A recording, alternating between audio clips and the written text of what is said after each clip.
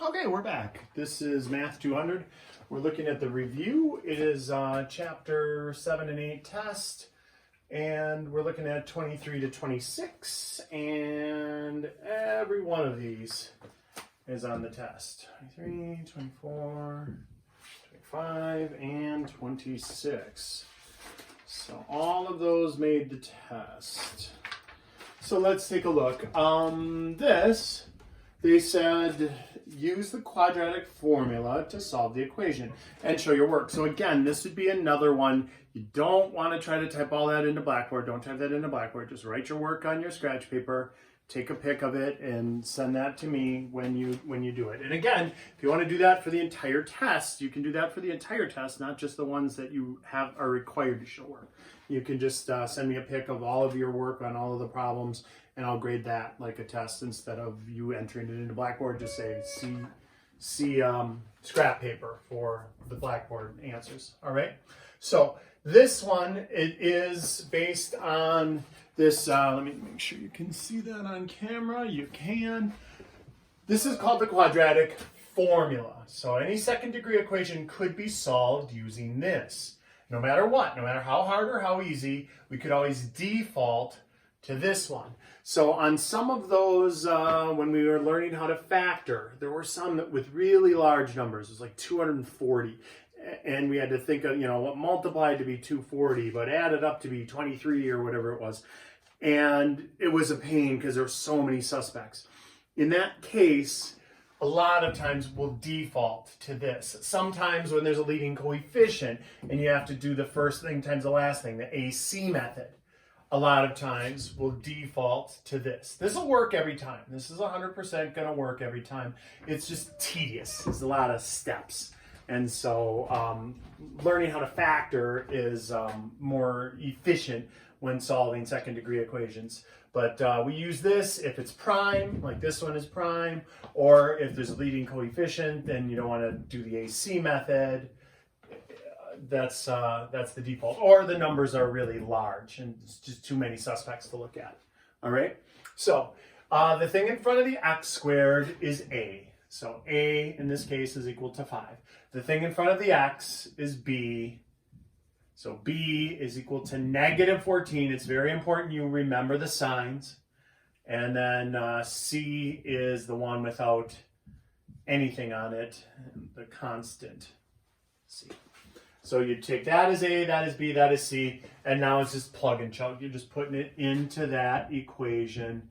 The opposite of negative 14 plus or minus the square root of negative 14 squared minus 4 times 5 times negative 3 all over 2 times 5.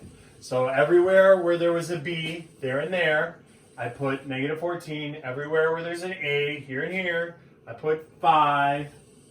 And everywhere where there is a c that's only in one spot, I put the negative 3. All right? And so now we do it. We get 14 plus or minus the square root of 196 plus 60 all over 10. And that boils down to what? Negative 14 plus or minus the square root of 256 all over 10. And then you take the square root of 256. I'm going to erase this because we need more room. That is 14 plus or minus 16. That is a perfect square all over 10. And now we're going to split that into two answers. It's going to be x is equal to 14 plus 16 all over 10. And x is equal to 14 minus 16 all over 10. Well, that's 30 over 10, which is 3. That's one answer. And that's negative 2 over 10, which is negative 1/5, which is our other answer. And so those are our two solutions. And so we found it without factoring. And I know it really looks like a lot to take in, and that one, board, but after you get used to it, it isn't so bad. All right. So let's look at 24. That's also on the test. That is another one, x squared minus 3x minus 7 equals 0. They want us to do the quadratic formula again. Well, actually, it says solve using any method, but quad form is the easiest one there because it's prime.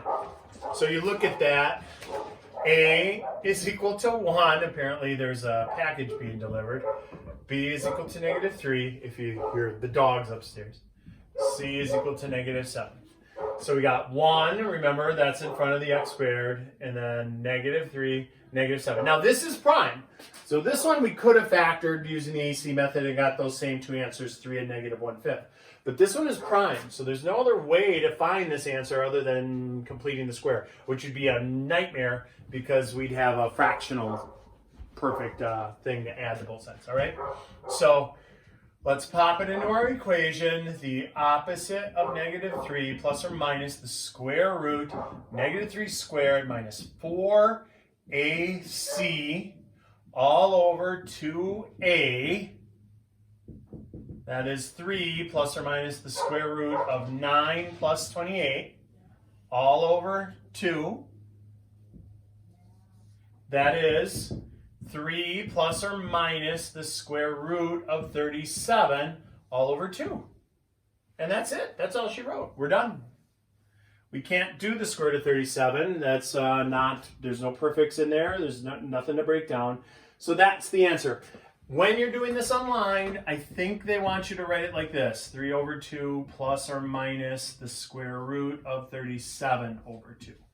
So that's fine too. This is also an answer, but this is fine for me on the test or on the review. And it's the same thing. You could do it that way. But I think in the book or on the online, they want it like this instead of like that. It's the exact same thing either way. So that is also on the test. So we got 23 and 24 on the test. Here, 25 we can squeeze in right here quick. And that is x minus 3 quantity squared equals 19. So I wouldn't do it this way. It says do any way you want, solve it any method. I would just do this by going x minus 3 equals plus or minus the square root of 19, right? Square both sides, square root both sides. Square root that side, square root that side, throw a plus or minus on it. And now we're almost done. Look at this, one step and done. This is actually a quickie. Plus 3, and x is equal to 3 plus or minus the square root of 19. That's it. Now, I have had students do this the super long way because they think, oh, I did this using quadratic formula. I did this using quadratic formula, so they must want me to use quadratic formula. Not really. I mean, it'll work out to be exactly the same answer, but there will be a lot more steps. It'll be like all this work to get that same answer. And so you can just, it's already, squared and equal to a number, the quantity squared. So it's like the last two steps of completing the square, and just do it that way. All right. And now for the last one on the review, and this is on the test also, 26. It's a word problem, and you have to set it up. Let's see. Shelly can cut the lawn with a rider in 3 hours, less time than it takes Bill to cut the lawn with a pusher mower. Holy cow, they must have one big lawn. If it takes them 2 hours to do the job together, find how long it will take Bill, the slower one, to do it just all by himself. All right, so let's do that. So this is going to set up. You got two people working on the same job at different rates. So this is 1 over Shelly's rate plus 1 over Bill's rate equals 1 over the total amount of time, which they said was 2 hours.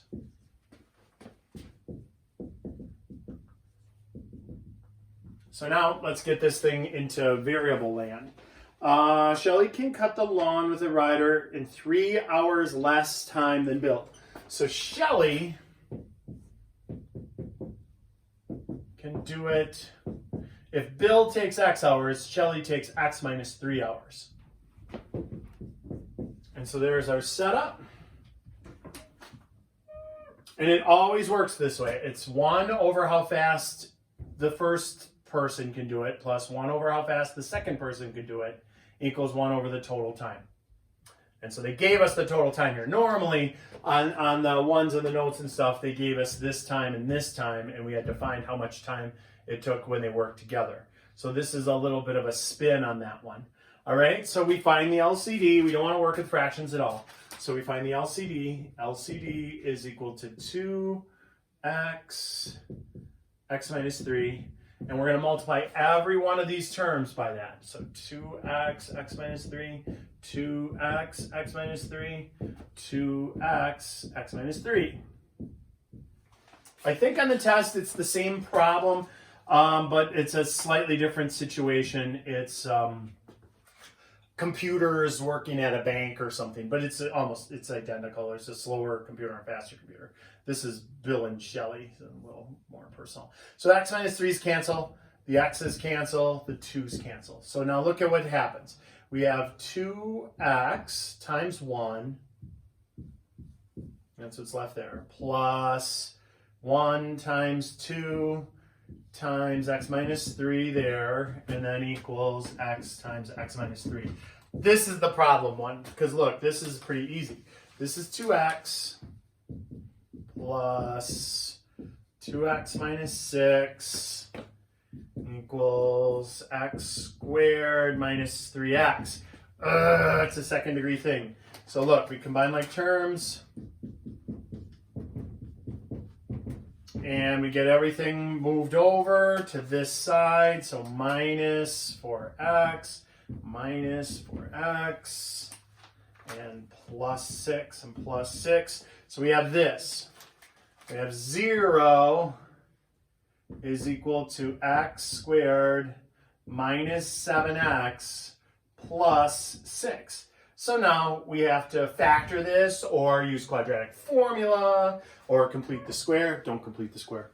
All right, so it's factorable. Woo! Look, what multiplies to be 6, that adds up to be negative 7. It's actually not that tough of a factoring problem. X squared minus 7x plus 6 equals 0. So multiplies to be that adds to be that. Think of it, negative, negative, right? So it's negative 1, negative 6, or negative 2, negative 3.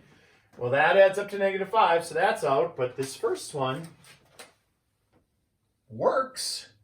So we have x minus 1, x minus 6 equals 0. So we get 2 answers, but not both of them make sense. Now this is not a case of an extraneous solution. This x equals 1 mathematically works if I put it back in, and x equals 6 mathematically works if I put it back in. Only how the problem was set up wouldn't make sense. Look, if she does it in 3 hours less time than he does it, than Bill does it, he can't have done it in an hour, because that means it would take her negative 2 hours to do the job. So this is out. Basically, we need numbers bigger than 3 based on the problem setup. So that's called a domain restriction. So that one's out. This one's the answer. How fast can Bill cut the lawn by himself? 6 hours. And on the test, it'll be a fast computer and a slow computer, and they're going to ask how fast or how long does it take the slow computer to do the job. So just one answer. But again, it'll be a factorable one on the test also, so you won't have to default to that unless you want to. But make sure you look at your answers critically and throw away the one that doesn't make sense. All right? That is what the test is going to look like. Study, study, study.